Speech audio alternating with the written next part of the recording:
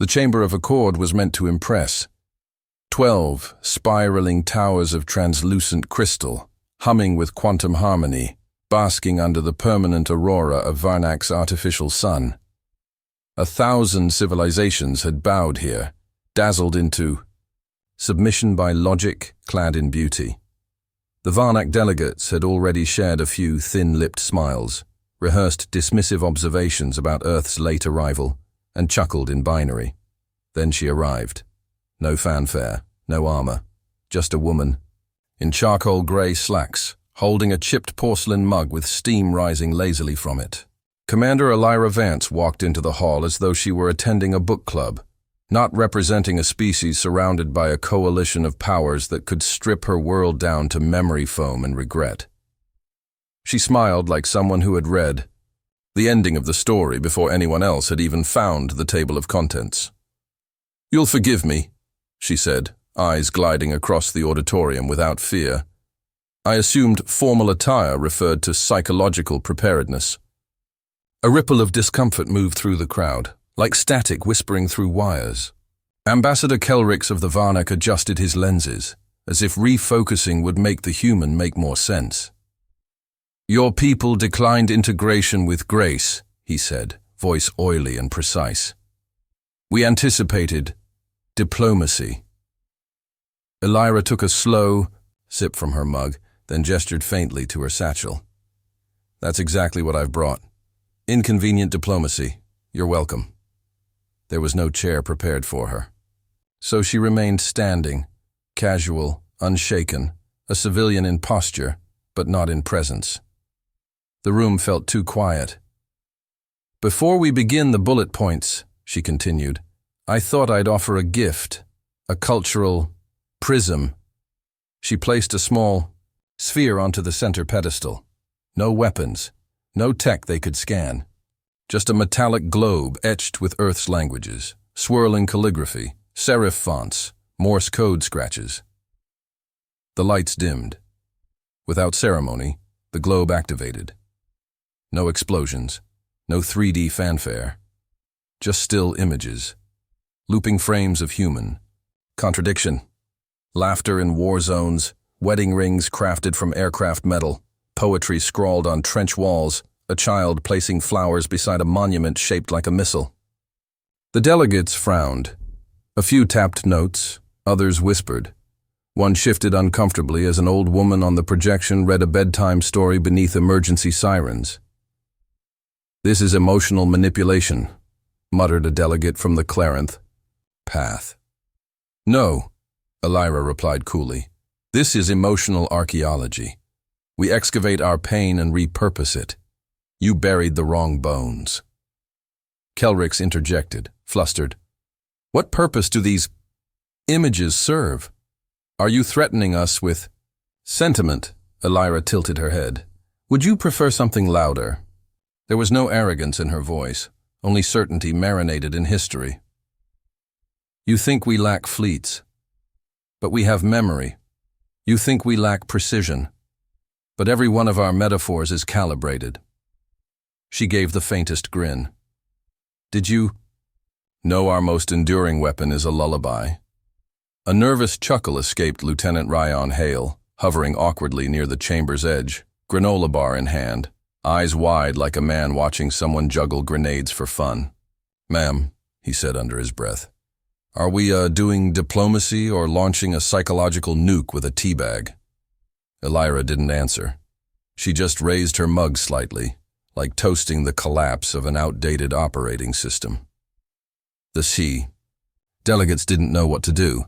The Varnak, masters of strategy and equilibrium, were used to threats with weight and logic.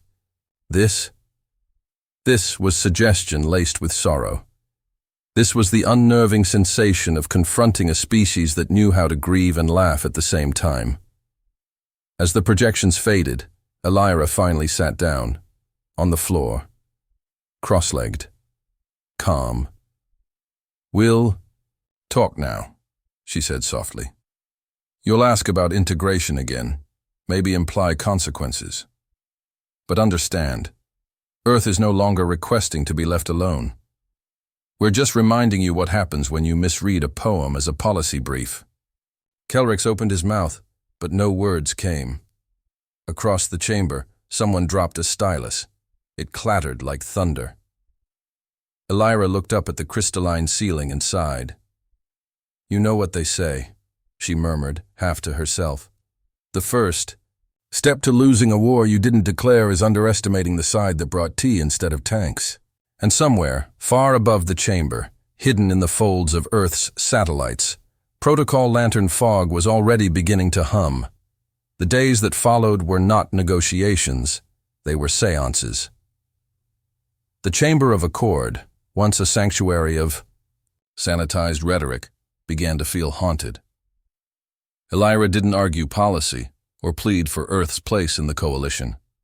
She simply returned each day with another artifact, each one more disquieting than the last. A pocket watch that had ticked through a world war, a blood-stained sketchbook from a child artist in a shelled city, a film reel showing humans dancing during blackouts. No agenda, no demands, just stories that clung to the room like smoke. The Varnak began to fray in places they didn't know could tear. A seasoned Rinthian delegate blinked too long at an old clip of a soldier reciting poetry while sewing up his comrade.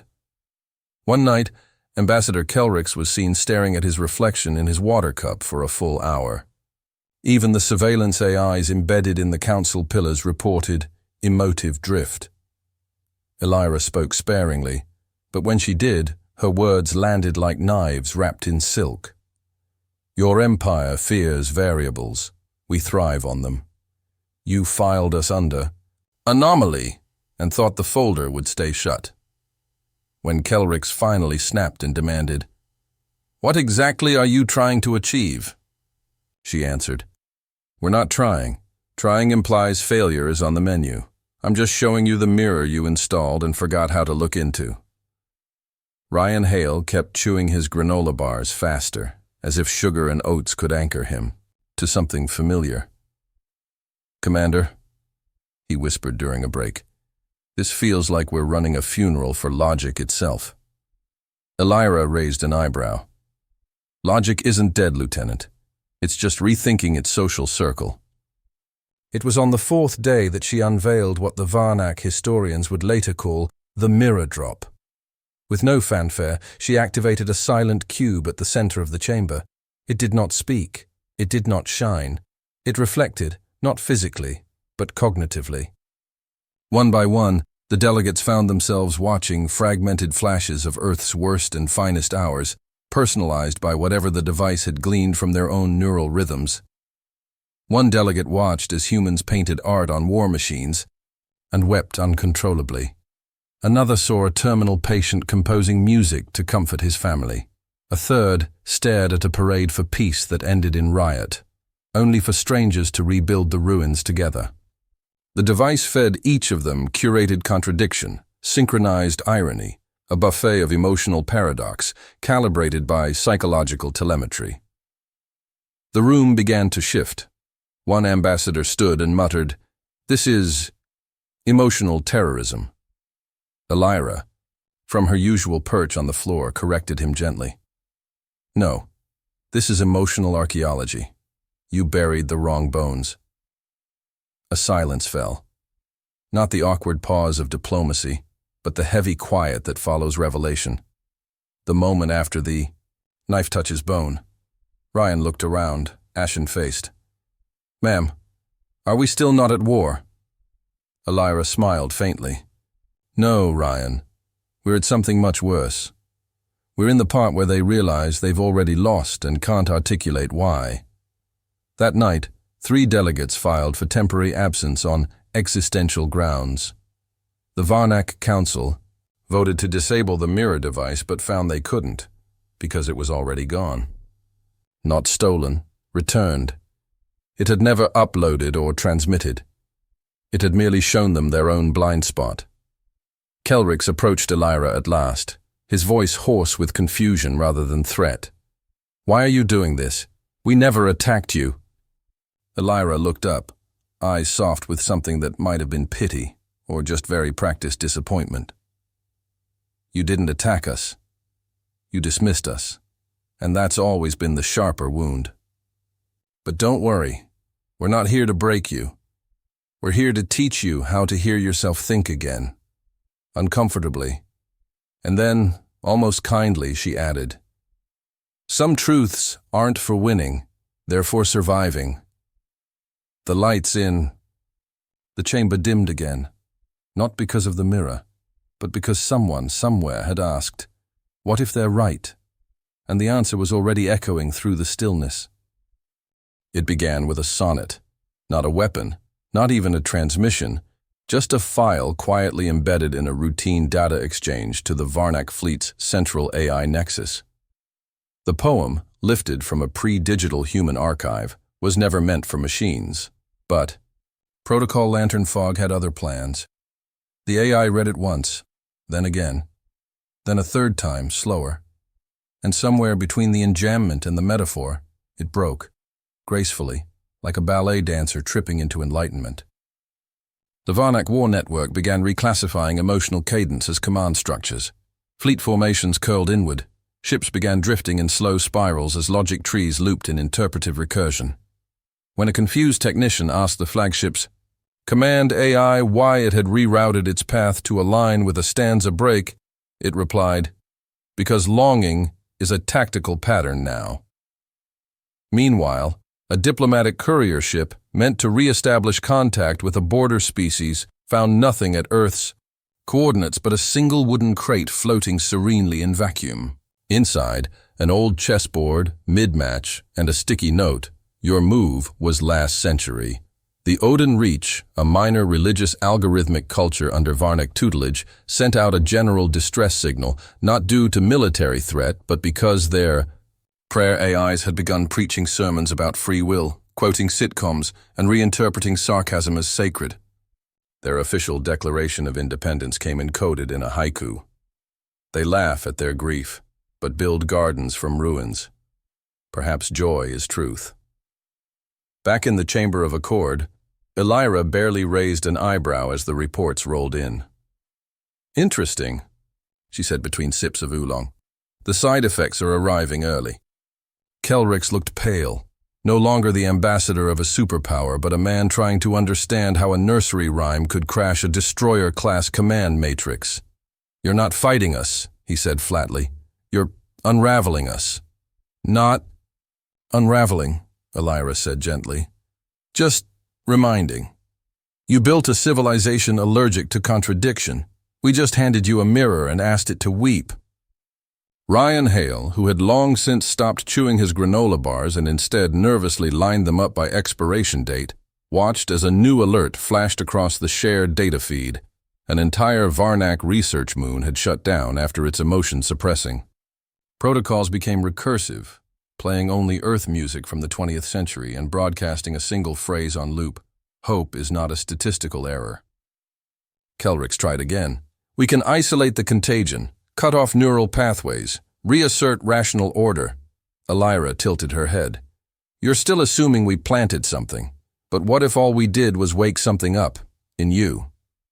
That afternoon, a coalition logistics ship requested asylum from itself. Its crew had begun writing plays about the pointlessness of control. The final act featured a captain who refused to give orders and simply made tea for his enemies until they wept. It was a bit too familiar. Do you think this counts as winning? Rian asked later, eyes red, hands trembling slightly as he scrolled through the incoming diplomatic withdrawals. Or are we just confusing the galaxy into surrender? Elira tapped her mug thoughtfully. It's not surrender. It's reintegration. They're not falling apart. They're remembering how to be incomplete. At her feet, another device hummed, a harmless-looking memory catalyst, syncing to the nearest neural net. Soon, another Varnak city would experience spontaneous empathy. Surges in its governing AI. Another planetary archive would start translating human tragedies into lullabies. There were no fleets, no bombs, just soft echoes leaking through cracks the Varnak had forgotten existed. And somewhere, beyond the fringe worlds, a Varnak dreadnought, changed course with no order, aligning itself with a constellation shaped like an open palm. They called Earth a philosophical contagion. They were only half right. Earth was not the virus. Earth was the fever that made you realize you'd been sick for centuries.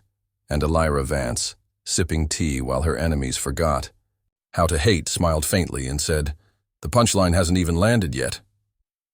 It ended the way entropy always does, quietly, without banners, without a climax, just a series of systems deciding to stop pretending. The Varnak Coalition's most revered weapon, the Oblivion Crown, a gravitational matrix capable of unraveling.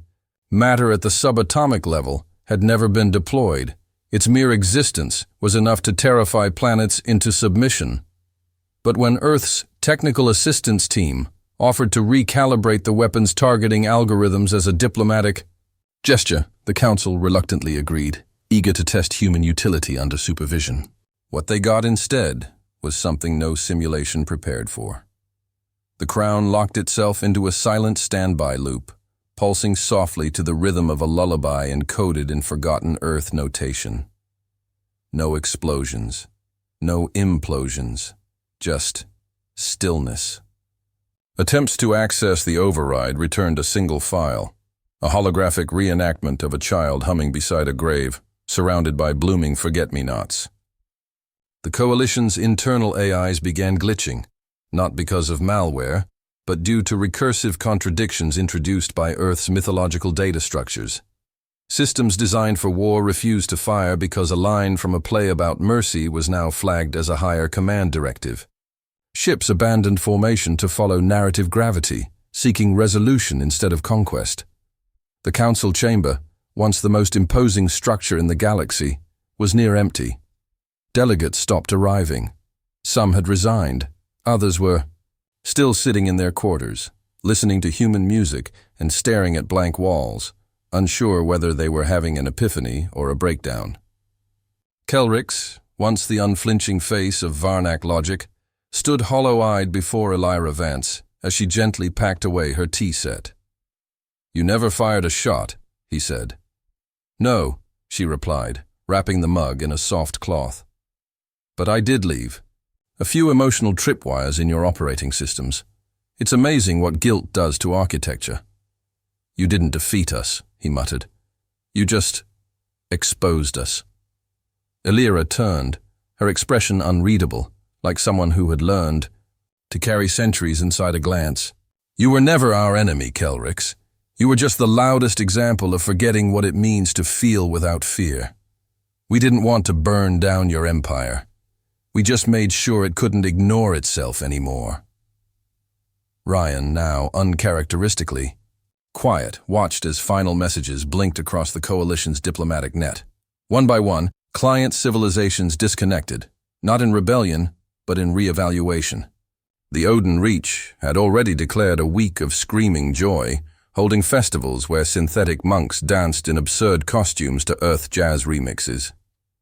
Elsewhere, the planet Tixid voted to replace its state anthem with a spoken-word adaptation of an old Earth breakup letter. The galaxy wasn't collapsing. It was unfreezing. And Earth, the little blue mess of memory and metaphor, was the reason. Elira sent one last communique to the remnants of the Varnak Council, her voice soft, but resolute. "We don't hate empires. We just stopped building them a while ago. You're welcome to visit the future, just check your ego at the airlock. No threats, no ultimatums, just an open invitation to evolve." And then she left. No parade, no broadcast. Just her silhouette walking away from the Hall of Mirrors she'd shattered with stories and sarcasm. The last anyone saw of her on official record was from a satellite feed. Elira Vance on a seaside cliff, barefoot in civilian clothes, feeding birds from a pouch of crumbs, her data link bracelet pulsing quietly as she monitored the slow, graceful collapse of a galactic ideology. Above her, the sky shimmered with the lights of distant ships, some rerouting, some wandering, some finally pausing to listen. Peace hadn't come with treaties. It arrived like a ghost in worn boots, holding a thermos, humming a tune that no empire could ever forget.